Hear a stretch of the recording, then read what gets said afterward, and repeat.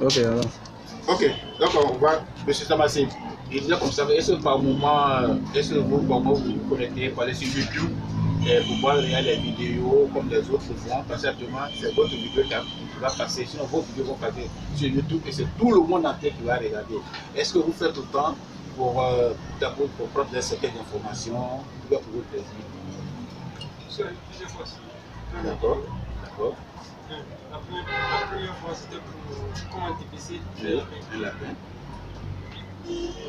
Sur YouTube, j'en ai encore raconté d'autres vidéos. Oui. L'élevage en Algérie. En Algérie, d'accord.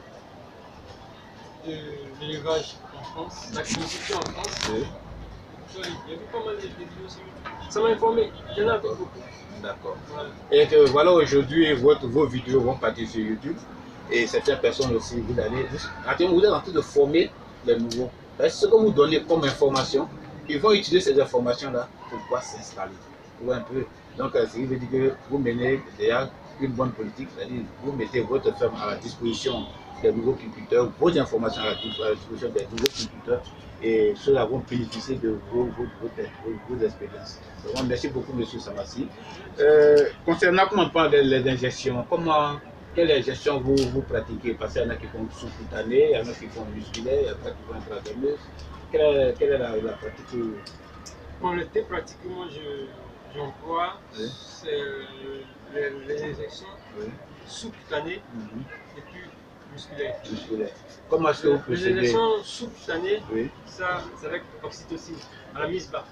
D'accord, oxytocine. Voilà. Et bien, quand il doit faire, quand la femelle est presque à thème, pas presque. j'utilise l'oxytocine. Oui. Et elle se fait sous-cutanée. Mais elle se fait aussi musculaire quand on veut faire une remontée rapide du lait au niveau de la femelle. Là, musculaire. D'accord. Une injection musculaire. D'accord. L'oxytocine dont M. Samassi vient de parler, c'est un produit qui facilite la mise bas.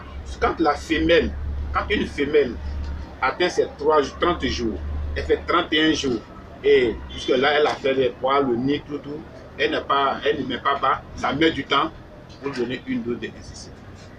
Les 5 ou tout au plus, pour exagérer, 10 minutes, sur les 5 minutes dessus, elle ne met pas. Et ça, c'est la première fois, mais la deuxième fois, elle facilite la sécrétion du lait. Voilà, la femelle a produit assez de lait pour pouvoir allaiter qu'on appelle celle-là. Donc c'est un produit qui est très bon. Je n'ai pas voulu dire le nom parce que souvent ça fait de la pub. Mais c'est pas grave. Pour certains, on est bien de faire ça parce qu'ils sont nouveaux. D'accord. Donc, M. Samassi, vraiment merci beaucoup.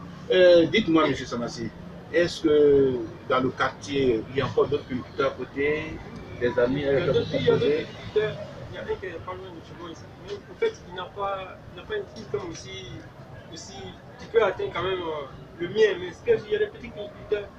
Il y a un autre ami qui se trouve au toit rouge. Il s'appelle M. Oué Anissé. Oui, Anissé. D'accord. Ok, mais quelles sont les questions que vous voulez donner? Parce qu'aujourd'hui, vous savez que l'État a de l'argent. Sinon, pour bien m'expliquer, l'État a notre argent. Nous, les culteurs, nous, les éleveurs. Mais puisque l'État ne peut pas nous appeler individuellement les gens, M. Samassi, venez, on va vous financer. L'État demande à ce qu'on soit en association. D'accord. Parlant d'association, est-ce que vous leur donnez des conseils dans ce sens-là? Sincèrement, comme nous venons de commencer, mais Marie, comme nous venons de commencer maintenant, Marie, par moment, c'est un cultivateur qui m'approche, Marie, par moment, de leur parler de cette association coopérative. D'accord. Marie de leur parler de ça. Maintenant, mais pas avant. D'accord. Donc, c'est quelque chose qui vient de commencer. Marie dans la lettre. Vous êtes à quel niveau? Nous sommes en train de mettre, on va mettre d'abord l'association coopérative sur pied. Oui. Donc vous êtes à l'étape de la sensibilisation. D'accord. Chers amis, chers agriculteurs d'ici et d'ailleurs, l'agriculture, sinon que l'élevage d'une manière générale, a besoin d'être financé. Comme le font ceux qui vendent les bœufs, les moutons, ils sont financés par l'État. Les poulets sont aussi financés par l'État. Mais la filière lapine n'est pas financée par l'État. Pourquoi? Parce qu'il n'y a pas d'association en tant que telle. Il y a des regroupements, mais qui ne sont pas reconnus par l'État. Certains qui sont reconnus par l'État, bon, je ne vais pas tout rentrer dans le détail, mais plein d'éleveurs en Côte d'Ivoire ne sont pas subventionnés. Ils travaillent sur fonds propres, ce qui est difficile d'ailleurs. Or, l'élevage de lapin, c'est d'abord une passion pour certains. D'autres rentrent par la passion, avec la passion. D'autres, parce qu'ils ont l'argent, ils veulent investir dans un projet, d'accord, pour pouvoir avoir quelque chose. Mais sur fonds propres, c'est difficile. C'est difficile parce que l'élevage de lapin est très coûteux. C'est très coûteux. Et pour faire l'élevage de lapin, chers amis, si tu n'as pas la tête tranquille, il ne faut pas avoir la tête sur l'épaule, comme on le dit, pour pas faire l'élevage de lapin. Avant d'investir dans le projet de lapin, il faut avoir fait un business plan. Voilà. Mais pour commencer, à tout débutant, je dirais, commence avec un petit nombre. C'est-à-dire 4 femelles, 2 mâles. Commence comme ça. Les lapins même te diront comment ils vivent, ils mangent quoi, comment ils mangent, quelle est leur manière, c'est-à-dire tout ce qui concerne leur vie, ils me te diront. Voilà. Et en plus de ça, vous allez prendre conseil auprès des anciens comme M. Samassi, comme M. Kra, comme M. Michel Conan du côté de ce qu'on appelle GESCO, M. Landry Dibo du côté de Bobo, il y a ceux de plein de personnes. Donc, il faut commencer le projet, le projet de lapin. Il faut faire un business plan. Sans un business plan, vous allez cogner le mur et puis revenir. En ce moment-là, il sera déjà tard. Vous avez déjà investi, vous avez fait du gâchis. Mais le business plan va vous guider. Ça sera comme une feuille de route pour vous. Parce qu'il y a vous, l'investisseur, il y a le cultivateur. Donc, ça fait 2 équipes. Avec le business plan, vous saurez qui a fait une erreur, qui a fait ceci, qui a fait ceci, qui devait faire quoi, qui a fait quoi. Voilà. Tout le monde marche selon le business plan. Voilà. Ce n'est pas matin bonheur pour faire rien, pour monter un grand projet et pour injecter de l'argent dans un grand projet de lapin. Non, non.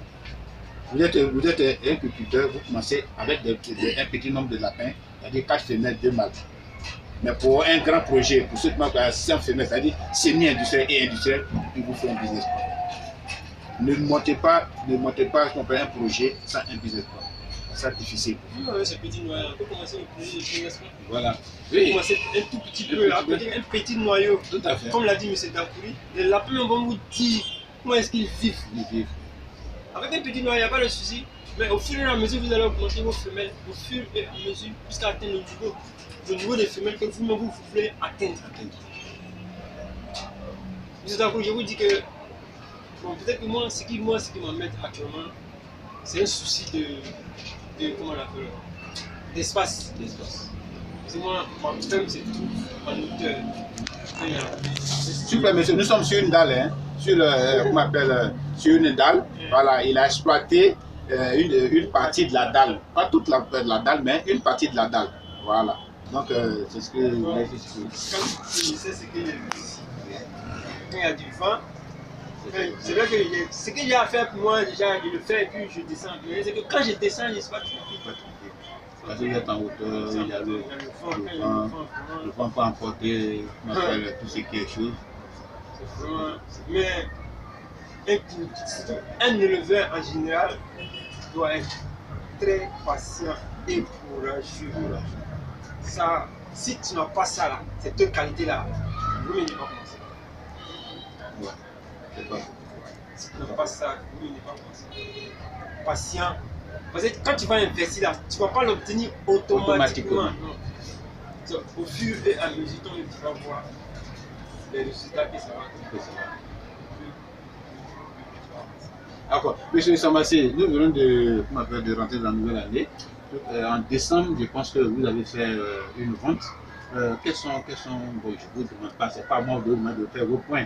Mais je voudrais savoir, tout juste pour savoir, est-ce que vous avez vendu des lapins? Est-ce que quel est le montant, disons le point même de la vente de votre lapin en fin d'année? Je ne peux pas donner le montant de la vente. D'accord. Ouais. en décembre. D'accord. Ouais, ça c'est, comment on appelle ça? Être Ça, c'est une personnel, cuisine c'est intérieure à moi. D'accord.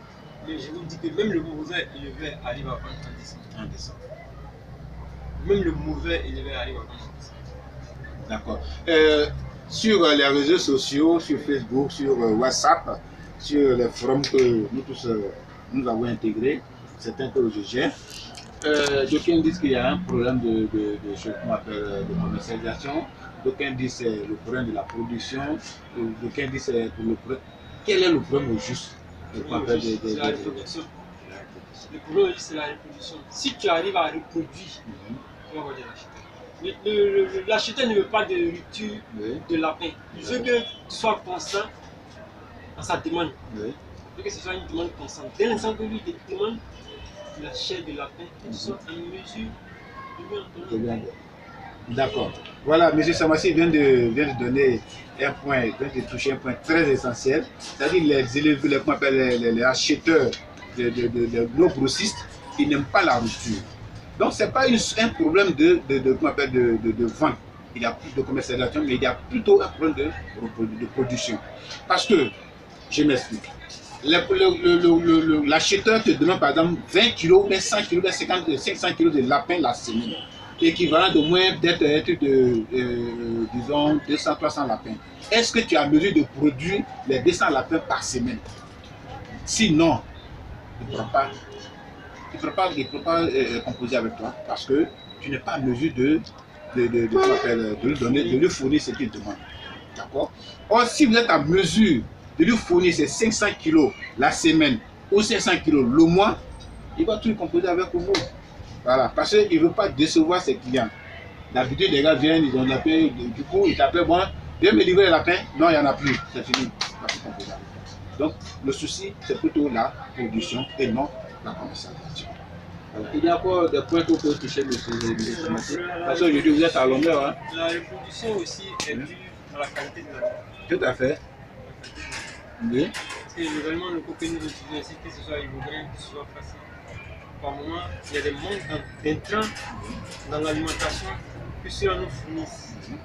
Or, avec l'aliment importé comme l'élevage que j'ai utilisé, je n'ai pas utilisé assez. J'ai acheté seulement qu'un sac m'a coûté 12 600 francs de 5 kg. D'accord. Je vais le mélanger avec Ivoclé et Facile. Ça, il a fait un chauffement. Oui. Tu sais ce que ça m'a fait. Donc le souci, si je comprends bien, selon M. Samassi, la remarque faite c'est que la reproduction est liée à l'alimentation. Il veut dire quoi? C'est-à-dire pour pouvoir bien produire, il faut avoir des bons aliments. C'est-à-dire pour pouvoir commercialiser, il faut produire. Pour pouvoir produire, il faut avoir des bons aliments. Voilà, c'est trois points. Tant que tu n'as pas le premier bracelet qui est comme on appelle le premier, les aliments, tu ne pourras pas bien produire et tu ne pourras pas satisfaire. Troisième point, tu ne pourras pas satisfaire ta demande. Donc, il y a un souci d'aliments en Côte d'Ivoire. Voilà, les aliments importés, c'est bon, mais c'est cher. Les aliments locaux, c'est pas cher, mais il y a un souci de reproduction. La reproduction est lente. Il y a aussi la croissance qui est lente. Et il y a aussi cette histoire de coccidiose qui se pose. Donc, on a tout un tas de problèmes. Mais je pense que quand nous serons unis, comme on dit généralement, comme on a vu de dire, quand nous serons unis comme les États-Unis, voilà, quand nous serons unis, nous, les cultivateurs en Côte d'Ivoire, comme les États-Unis, ça va faire mal. Et nous-mêmes, je pense qu'on va trouver une solution à ça.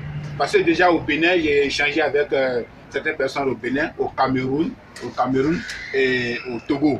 Eux-mêmes, ils fabriquent, certains qui fabriquent leurs aliments. Voilà, ils fabriquent leurs aliments. Et je pense qu'en Côte d'Ivoire, on va arriver à ce niveau-là. Le mois viendra où on va atteindre ce niveau-là. Et nous allons fabriquer nous-mêmes nos aliments. Voilà. Monsieur Samassi, il y a encore d'autres points que vous voulez toucher? Pour le temps, ça va. Ok, tout à l'heure, vous allez nous montrer vos sujets, d'accord, pour ne pas couper la vidéo, parce que c'est la troisième vidéo que nous avons fait tout à l'heure. Mais pour cette vidéo, vraiment pour tous ceux qui veulent présenter leur ferme, qui veulent parler de leur ferme, qui veulent me croiser, c'est très simple. Appelez-moi, moi c'est DGA, je suis disponible. Et quand je viens, c'est pas vous qui payez mon transport, je ne vous demande rien. La seule chose que je vous demande, c'est votre expérience.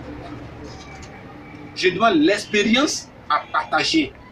L'expérience de tout éleveur de lapin à partager avec les nouveaux éleveurs. Et comme ça, tout à l'heure, j'étais avec Samassi, on a commencé la vidéo, tout de suite, il y a eu un appel. J'étais obligé de couper la vidéo pour répondre. Pour dire quoi? C'est nécessaire et c'est important. Voilà. Vous voyez, M. Samassi, aujourd'hui, a pris toute sa journée sur son beau temps. Voilà. Pour vous parler de sa ferme, pour vous parler de l'agriculture. Et comme ça, certains qui sont nouveaux ou bien qui veulent investir dans ce milieu-là, ils ont au moins quelques informations, là, des informations de base pour pouvoir commencer le débat de la terre. Et pour ça, je vous dis merci beaucoup. Nous allons prendre tout à l'heure la deuxième vidéo et donner quelques minutes le temps de souffler un peu, prendre un petit pot, tout bon, on revient tout à l'heure. Ok, merci.